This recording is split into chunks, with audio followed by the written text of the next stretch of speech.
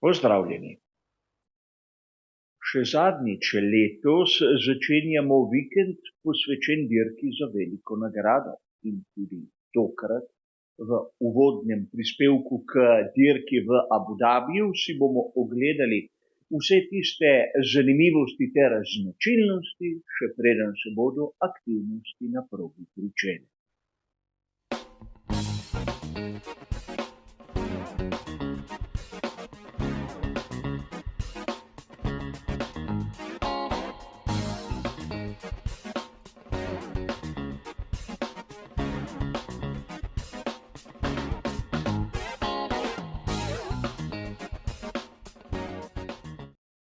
Tudi zadnji letošnji uvodni prispevek bo razdeljen kot vsi ostali na 3 dobro znane dele. V prvem si bomo ogledali zanimivo dirko iz preteklosti, v drugem bomo našo pozornost usmerili k samim lastnostim proge, v tretjem bomo pa še nekaj minut porabili za vremensko napoved. In tudi tokrat se ne bomo vračali v neko daljno preteklost, ogledali si bomo, kaj se je zgodilo lani na dirki za veliko nagrado Abu Dabija. Namreč imamo določene usporednice s tistim, kar lahko pričakujemo letos. V sezoni 2023 so se na zadnji veliki nagradi sezone spopadli za drugo mesto med konstruktorji. In glavna pretendenta sta bila Scuderia Ferrari ter Mercedes. Če si malce ogledamo same kvalifikacije, bomo takoj opazili, da Max Verstappen v slogu, ki smo ga videli v celotni sezoni, je bil tam spredaj brez velikih težav in lahko bi dejali brez ovir. Ampak takoj za njim Charles Leclerc, nato Piastri, Russell in Norris. Ne smemo pozabiti, da v drugi polovici sezone 2023 je McLaren pokazal ogromen napredek, ampak žal tisti prvi del jih je nekako izločil iz vseh pomembnih bojev. Treba je povedati, da na sami dirki Max Verstappen, kot je bilo za pričakovati, ni imel pravega nasprotnika. Perez je dirko začel na robu deseterice in se je vzpenjal mesto po mestu više.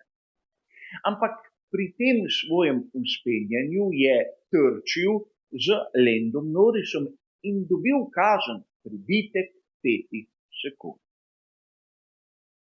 In prav ta pribitek 5 sekund je bil osnova za, lahko bi dejali, dokaj umazano igro, ki jo je hotel spraviti v pogon Charles Leclerc. Hotel je Charles Leclerc spraviti Georgea Russella iz odra za zmagovalce in v trenutku, ko je Perez prišel tudi mimo britanskega voznika, mu je dobesedno ponudil DRS in zavetrje, zato da bi lahko bil hitrejši in da bi napravil razliko večjo od 5 sekund med njim in voznikom Mercedesa. Ampak zgodilo se je, da je Perez bil hitrejši tudi od voznika Ferrarija in je prišel na virtualno drugo mesto. A na koncu smo lahko opazili, da karma obstaja vsaj do neke mere tudi v svetu Formule 1. Perez je seveda cilj prečkal kot drugi, ampak tako Leclerc kot predvsem Russell sta bila z njim manj kot 5 sekund. Nato, ko so mu to kazen pribili, je seveda Perez drsnil na 4. mesto, na zmagovalnem odru pa Charles Leclerc in George Russell, poleg zmagovalca Maxa Verstappena, ki je imel tudi najhitrejši krog. Videli smo lahko, da pri Scuderiji Ferrari so se šli malce čudnih igric. Naprimer tudi Carlos Sainz mlajši je na dirki 2-krat uporabljal tisto mešanico pneumatik hard in je moral zaradi zadoščenja pravil, na koncu še enkrat se ustaviti in je tako zdrsnil iz tistih mest, ki prinašajo točke. Tako da na koncu je drugo mesto med konstruktorji odnesel Mercedes. Lahko bi dejali, da pravzaprav v Formuli 1 je bistveno bolj to, da se gleda na lasten rezultat, kot da se skuša ovirati svoje nasprotnike.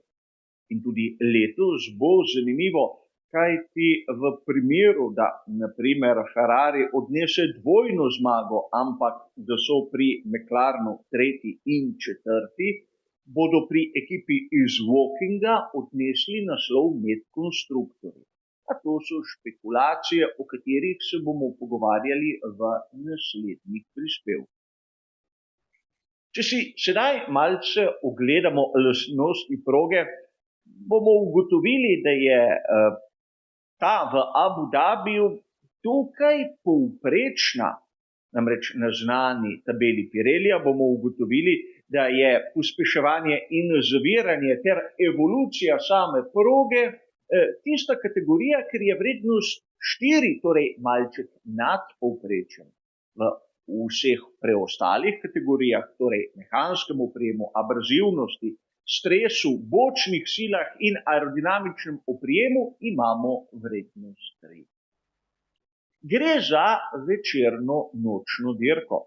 Torej bodo temperature asfalta, kot bomo videli v nadaljevanju, višje od tistega, kar smo videli na primer na prejšnji veliki nagradi. Zato tudi ni čudno, da je izbor C3, C4 in C5. In če si sedaj malce pogledamo te previsne kote ter minimalni tlak, ki ga določa Pirelli, bomo videli, da na prvi pogled nobenih ekstremnih vrednosti. Previsni kot je -3 stopinje na prednji osi in -2 stopinji na zadnji osi, medtem ko je tlak na prednji osi 22,5 funtov na kvadratni palec, medtem ko na zadnji osi 21 funtov na kvadratni palec. Ampak zanimivo je, če to primerjamo s tistim, kar je bilo predpisano v sezonah 2023 in 2022.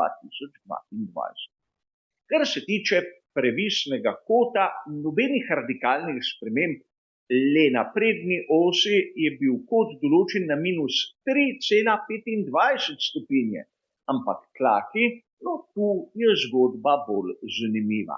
Lani na prednji osi 22 funtov na kvadratni palec, torej pol funta manj, na zadnji osi pa 20 funtov na kvadratni palec, torej cel funt manj.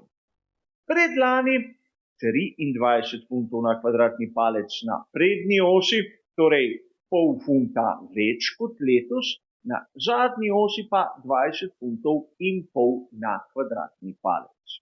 Torej vidimo malce, da pri Pirelliju žonglirajo s to vrednostjo, da bi dobili tisto pravo mero, ki bi dovolila voznikom določen ritem, ampak da bi jih tudi prisilila v menjave.